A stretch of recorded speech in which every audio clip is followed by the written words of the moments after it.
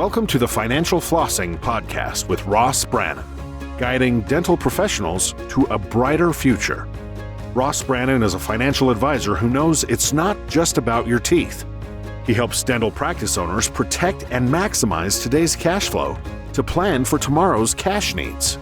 Find him at rossbrannon.com. On the show, he brings together experts to help dental professionals looking to make smart money decisions to grow their income, turn their retirement goals into reality, and improve their lives. And now, here's your host, Brannon.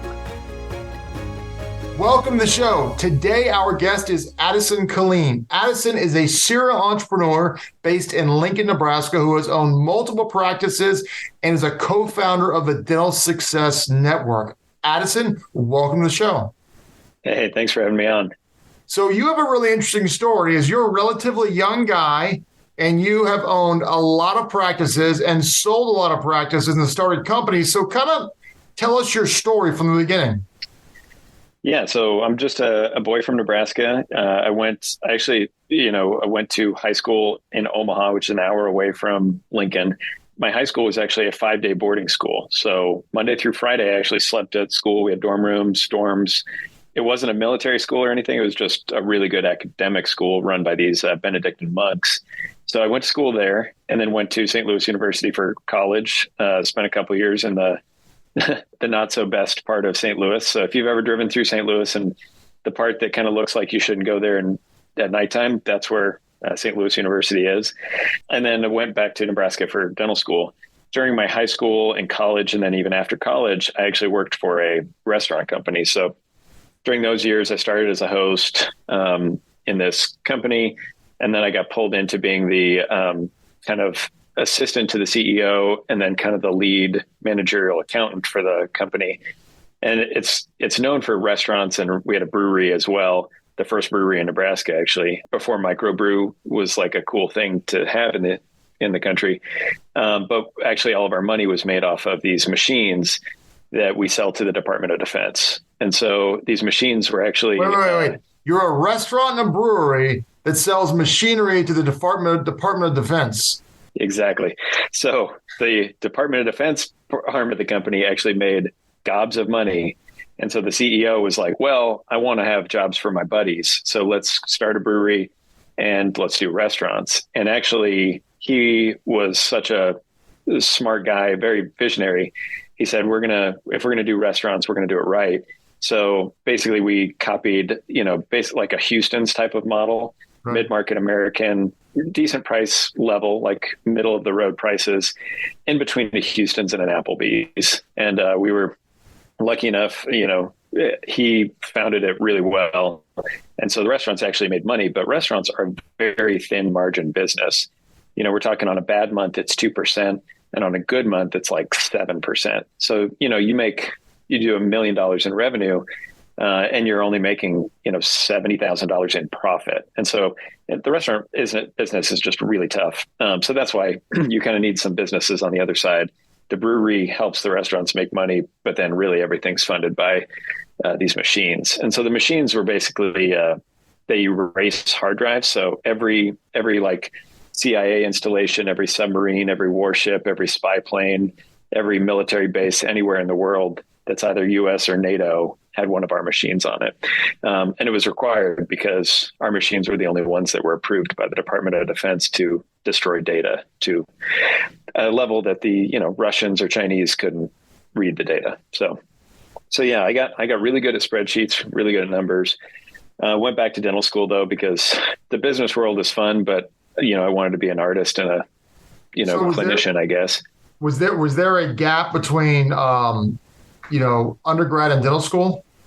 No. So it was mostly just like nights and weekends. And I even worked at that company into dental school. We did a bunch of cool things. We started a company that would drill geothermal well fields. And then we rented the energy coming off those well fields. So, which is all just like math stuff. It's actually not too bad, but we did a lot of fun stuff like that, and so, but yeah, I did that nights and weekends and just worked through that. But yeah, then went to dental school. After dental school, I took about 6 months of being an associate before I bought into my first clinic. Had a couple partners in that clinic. We grew that year over year. We basically added a location every year for about the first 6 years. We got to 6 locations all across Lincoln and Southeast Nebraska. And then basically I started working like, it was like 60-hour weeks every week. And so I just thought, you know what, I got a 1-year-old and a 3-year-old at the time. So I said, this is not a good family move. And so I said, you know what, I'm going to liquidate, sell back to my partners. They still have the company today. And so, basically I took a year off, and that's when we founded the Dental Success Network. So it actually allowed me to focus on that. And now the Dental Success Network is a group of about 12 to 1,300 dentists all around the country and really the world. And we provide vendor savings in the largest vendor, network in the world.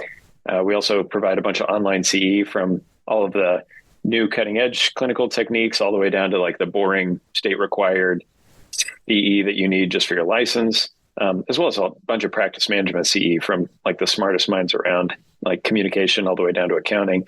And then we also have the community where real time you could post a case and have any one of our like 20 faculty members help you out with it. We have faculty that are just the brightest minds, people you see published in magazines all the time and stuff. So it's a pretty awesome place to help dentists from their business to their clinical skills and just feel supported. So let's rewind. You said a lot there. So first thing is you were an associate only for 6 months. Usually what I hear is people go straight into practice ownership or they're an associate for 1 to 2 years.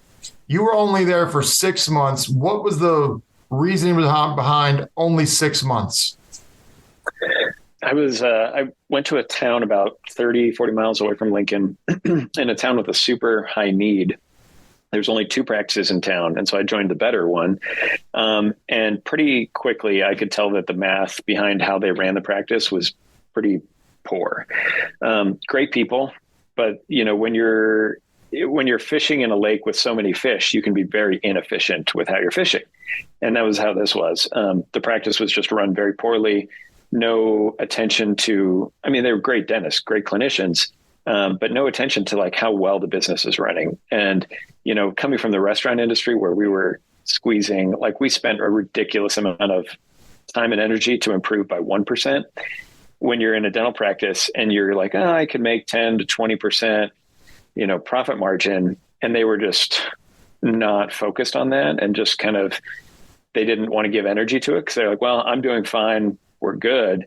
That just kind of didn't sit well with me. And I knew I could not thrive in that environment. So I was like, pretty quickly I started looking for other opportunities, and one popped up close to home where I could buy in immediately and basically go from there. Yeah, it's interesting. I hear people say when they want to be practice owners, they say, I'm going to go be an associate for a year or two and learn what I don't want to do. And learn from find out what I do like and what I don't like. And for you, it sounds like it was very quick for you to figure out what you don't like. And you're like, all right, I'm out. I've learned enough. And then I'm going to just jump right in. So, yeah, it's kind of like when you're in Target and the line, you have a couple open stations and the lines are way too long, but then some people are over there doing something else that could be checking you out. And you're like, man, I'm never coming to this Target again if they can't run their checkout lines well. Nothing drives me more nuts. Like Walmart will have 30 checkout aisles and like 2 will be open every day except for Black Friday. I'm like, good gracious. And that's kind of, you pretty quickly come to the realization like, I don't want to shop here anymore. So it didn't take long. And, I got in with a great practice after that that was like ready to grow and ready to be, efficient and everything. So You're young, you're hungry. You would go ahead, you buy in with a couple other people, and you guys are knocking it out of the park, and you just keep growing every year. And then after 6 years, you've got 6 practices. Now, granted, talk about that. I realized in the back end you were working yourself to death, so you decided to get out. But talk about just jumping in with the right people and growing like crazy. Yeah. The decision to grow can sometimes be a super difficult one. And if your partners aren't on board, then that's not great, because it does take a certain amount of risk and like taking loans out and finding financial institutions that are willing to lend to you at that level.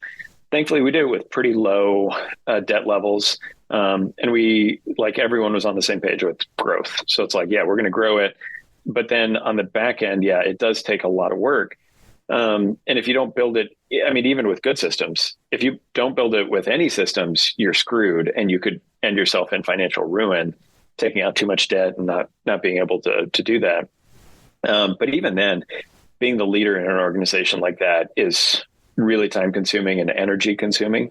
And so you kind of need to be everywhere all the time. And if you're trying to still be a clinician, that's extremely difficult. And so sometimes you have to pay people to be your leader or de facto leader, managers, practice administrators.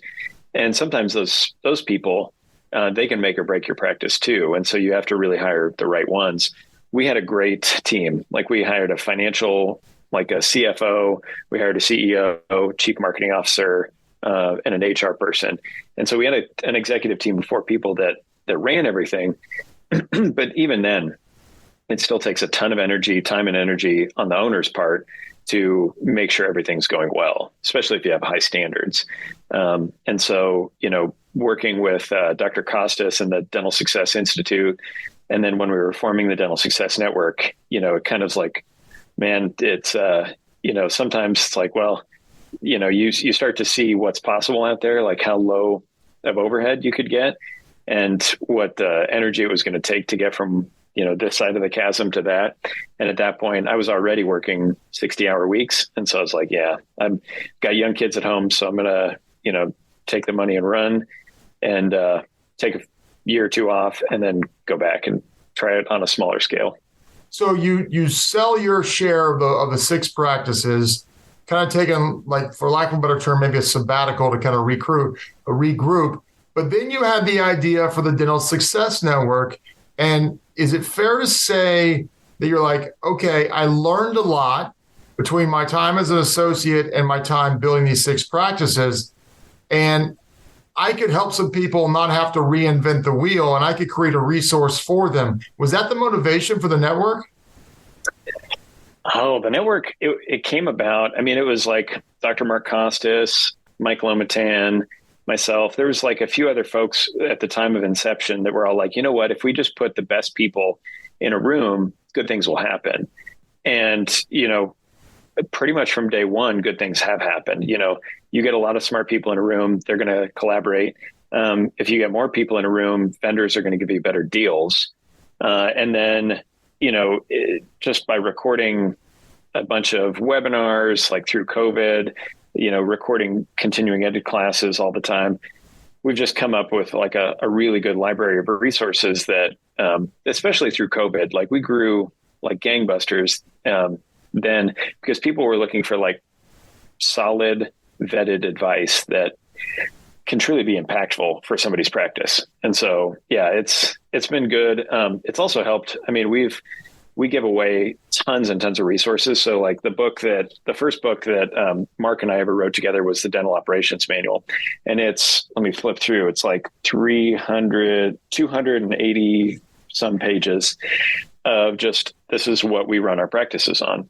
He's a multiple practice owner, but for me, I just have my one now. So we wrote that book, going through the startup phase in my practice and all my history of acquiring practices. We wrote a couple other books called the Dental Startup Manual, the Dental Acquisitions Manual. And so we just have so much information, and, most likely this is going to save someone $5,000 to $10,000, but it could save people hundreds of thousands of dollars by making sure that they don't step in the same potholes that, I stepped in. You learn every acquisition you do, you learn something new. And one of the funniest stories is it was the middle of winter, it was snowing. I closed on a practice on a Friday morning, and we were going to keep the associate doctor there. Like he was going to work for us for a few years, but we buy his real estate and we buy his practice. And as I'm super happy, like we just bought this one. It was, I don't know, $600,000 for both real estate and the practice. And on the way home, I get a call from the guy, and he says, well, I just got back to the practice, and the sump pump that pumps the sewage out of the practice back uphill to the station or to the line, the sump pump is backed up. So there's sewage draining back into the basement of the practice. And he's like, I guess you own the real estate now, so it's your problem. And so literally it's like, from National Lampoon's Christmas Vacation, where Cousin Eddie's like, hey, Clark, the toilet's full. And that's pretty much the call I got, the first hours of one of my acquisitions. And so you just kind of learn every time you do something, you learn more steps.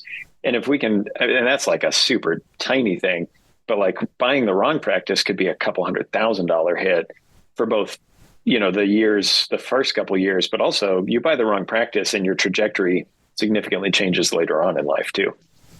Yeah, that's fascinating. So you started the Dental Success Network. What year did that start? 2018. 2018. Then when you're kind of done getting that up and running, you went and started Capital Dental, which is your practice, one location now, right? Yep. One location. Now you're expanding to an ungodly size. How big are you expanding to? We're growing to 14 ops. So yeah, I ended up buying the whole strip mall that I'm in and kicked out 3 other tenants and expanding to add adding 8 more operatories. So what have you done differently with Capital Dental that you learned from your 6 practice experience before and from the things you've learned from DSN? We've gotten a lot more picky on hiring. So we hire like only the best, positive. I go back to Patrick Lencioni. One of his most popular books is The Ideal Team Player. So you have to be humble, hungry, and smart. And so, humble, nobody likes people who are cocky, hungry to work hard. So like my team right now is really hard workers. It's fun to be around, and then smart. And that's people smart, like not necessarily book smart, but, knows how to have emotional intelligence, I guess. So I hire really picky, I guess. And then I just, try to create a positive environment. We do focus on the numbers. Obviously, one of my first books was called By the Numbers, and I wrote that back in like 2017, 2018. And that's like the top 25 numbers you need to run your practice. And so I do focus on the numbers a lot, but, more than anything, I focus on a positive patient experience. And we kind of go all out on that. So when you have happy team members and a great patient experience, you grow really quickly. So, I know from my experience of like the first few months of practice ownership, when you're making $10,000 in revenue for the whole practice every month, and you're losing a lot of money. And then now, last year, the 3rd year in, we were at 3.5 million in revenues. And so kind of, I know how it is to feel like you're going to go bankrupt. And then, but by just having a great patient experience and just kind of making sure you train a lot. Like we do a lot of training, how to talk to patients, how to just make them feel comfortable here. And that's helped a lot. We also do $5 nitrous. So that's like, if the patient's happy, we're happy. So kind of we plumb nitrous to every room to make sure that if a patient wants it, like we can turn it on for any appointment. So what if someone's listening here and they're like, man, that's amazing what Addison is doing and done, but I don't have that skill set. I can't build a practice like that. How do you address those challenges or concerns people have saying, oh, you can do that, but I can't? How do you help people do that? I'd say like what I've done is nothing special. It's just by learning from the best practices of other people. I've got a lot of friends all across the country, and, by leaning on them, like asking them questions, sometimes physically going to their practice and just saying like, hey, can I spend a day in your practice? I'm going to be in town. Let me stop by. And, usually, dentists, we're often kind of siloed into our own individual little offices. So when we see how somebody else does it, our minds can be blown by like, oh man, I never thought of that. So I think that's the power of like the Dental Success Network is you now have a close-knit group of people that you can kind of go anywhere in the country and be like, you know what, can I stop into your practice for a few hours and just see how you do things? And so really, if someone's trying to recreate what I did, like it's not magic. It's just by, not making as many mistakes as I did before. And so, yeah, I think that's the biggest thing is like, it's nothing too special. It's just, it's kind of like Moneyball in baseball, just making small, good decisions day after day and not swinging too hard for the fences, trying to like hit homers all the time. It's interesting. You bring up a good point about dentists being siloed, because physicians all typically work in a large group practice or a hospital, so they're around each other all the time. So they can easily brainstorm, where dentists are siloed into just individual buildings or businesses. So unless you join a community like Dental Success Network, you're really siloed and not in a position to learn from other people. And it can really make a big difference in your life. Yeah, totally. I mean, it goes from the clinical side, like, hey, I'm seeing a lot of these implant failures. Like, what's going on? Having someone who is like an implant expert, like we have one periodontist in New York City who's the leading expert on implant failures, having him kind of walk you through like, well, what's going on? Why is this? That could save you tens of thousands of dollars right there in failed implant costs, all the way to just, how to run your business, how to do cash flows, how to do some of these things. And they don't teach any of that in dental school. Really, the money side of things is kind of treated as such a taboo topic that it is actively avoided in dental school, which I think is to the huge disservice to people coming out with $400,000 to $500,000 in debt. I mean, it's just crazy. So I think the more that you can surround yourself by good people and people that are, have gone through it yourself or gone through it themselves, that's just a huge trajectory changing moment for a lot of folks. It really is a good point about dental school, because as a practice owner, you are a business owner. And I tell people owning a dental practice is like sitting on a winning lottery ticket if you actually run it the right way. But they teach you nothing about business or finance. It's all clinical. And while you need the clinical, you do need the finance as well. Yeah, 100%. So if someone is like, hey, I'm not familiar with the Dental Success Network, where can I learn more? Where can they learn more about the Dental Success Network and how to get involved? Yeah, so dentalsuccessnetwork.com is our website. If folks are into podcasts, obviously they're listening to yours. Dr. Mark Costas does one called The Dentalpreneur, where he interviews super interesting, guests and business leaders and thought leaders. And then we also have the Daily Dental podcast. And that's me, where basically I take one tidbit off of the Dental Success Network every day for about 3 to 5 minutes, where we just kind of give tactical little tips. So if you're on your drive to work, you only have 5 minutes, you can kind of pick up and learn what's going on in the network and hopefully help it improve your practice. And Mark's podcast, The Dentalpreneur, is the largest podcast in the dental industry. And if you're listening to my podcast and you don't know about Mark's, please email me so I can brag to Mark and rub it in his face. Exactly. If you're one of those people that has not been one of his like 9 or 10 million downloads, then you're in the minority. Yeah, you should be listening to The Dentalpreneur if you're not. So Mark's fantastic, super nice guy. Addison knows him really well. I know him a little bit. So check out that podcast and Addison's little 5-minute podcast as well. It's a great tool, and you just have to surround yourself with people. I'm just a big believer in not reinventing the wheel. And if you can connect with people all over the country who have already done it before you or having a different perspective, it's definitely worth the time. Yeah, exactly. It's not about reinventing the wheel, because that's one of the reasons why we wrote the operations manual, is because some people were charging consulting packages of like $50,000 or, selling a uneditable PDF for $1,000. And it's like, no, we're gonna break that system. You join DSN, you get all the downloads for free, you get videos that come with it. Like, it's just, we want to kind of get rid of that idea that to learn how to run your business takes $50,000. Like, no, it doesn't. Like, it can be done in a much better fashion in today's world. Yeah, it's such good insight. Learning how to run a business to create the wealth that you've worked so hard for. This is fantastic. Addison, it's been an enlightening conversation. I really appreciate your time today. Yeah, thanks for having me on. You've been listening to the Financial Flossing Podcast with Ross Brannon. This has been another episode of Financial Flossing with Ross Brannon, guiding dental professionals to a brighter future. If you liked what you heard, consider subscribing wherever you listen to podcasts. For more on Ross Brannon, visit rossbrannon.com. Ross Brannon is a registered representative, Coastal Equities, Inc., and investment advisory representative, Coastal Investment Advisors, Inc. Investment advisory services are offered through Coastal Investment Advisors, Inc., and securities are offered through Coastal Equities, Inc. Member FINRA, SIPC, 1201 North Orange Street, Suite 729, Wilmington, Delaware, 19801.